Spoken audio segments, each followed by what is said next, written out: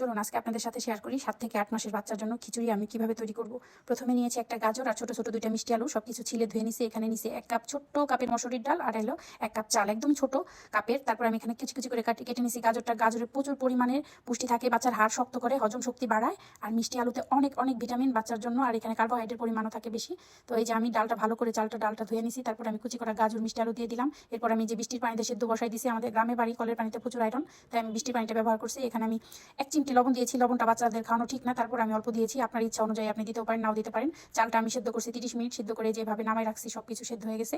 এরপর আমি ডাল ঘুটনিতে ভালো করে ঘুইটে একটা বলক তোলায় রাখবো। ঠান্ডা হলে এখন আমি আমার বাচ্চার জন্য একটা পিরিজে বেড়ে খাওয়াই দিব। আমি অবশ্যই 2 চামচ পরিমাণ নিয়ে খাওয়াই দিব, এই যে এই চামচটার, কারণ আমি বেশি করে নিতে চাই না। বাচ্চাকে প্রথম দিক থেকে অল্প অল্প করেই খাওয়াইতে হয়। যে আমি একটা পিরিজে নিয়ে নিছি, একদম সুন্দর করে ঠান্ডা করে নিছি। এখন একটু একটু করে আমি বাচ্চাকে খাওয়াবো। কখনোই বাচ্চাদের খাবার ব্লেন্ডারে ব্লেন্ড করবেন না। আমি এটাই আস্তে আস্তে খাওয়াবো, একটু একটু করে। আজকে সারাদিন খাওয়াবো, রাত্রে ভিন্ন একটা খাবার আমি আমার বাচ্চাকে দেওয়ার চেষ্টা করবো।